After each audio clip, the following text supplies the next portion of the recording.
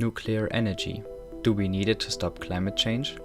More and more voices from science, environmental activists and the press have been saying so in recent years. But this comes to a shock to those who are fighting against nuclear energy and the problems that come with it. So, who is right? Well, it's complicated.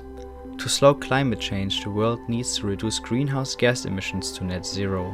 In 2018, 3/4 of global emissions were released through energy production, so we mainly need to focus on energy production. Energy is a broad term that describes all sorts of stuff, from transporting things and people, operate a factory, or heating our homes. Currently, 84% of the world's primary energy comes from fossil fuels. Only 16% comes from low-emission sources, and from that 16%, 4% comes from nuclear energy.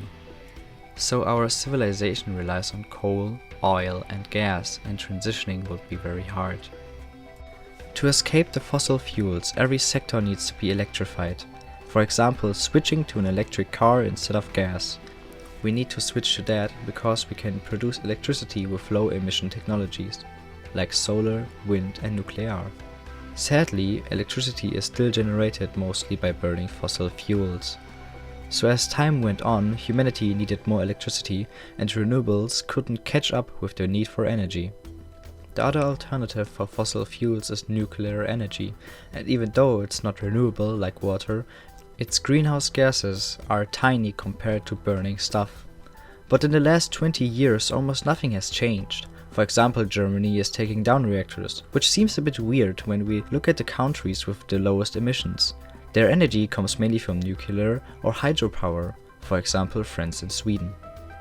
There is no doubt that renewable energy sources are the future, but we don't have the tech and the capacities to make this transition fast enough to replace fossil fuels.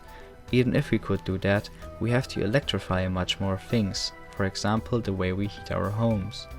We need to understand that on their own, nuclear and renewables could not replace fossil fuels. The two need to work together to replace fossil fuels and bring humanity into a climate-neutral future.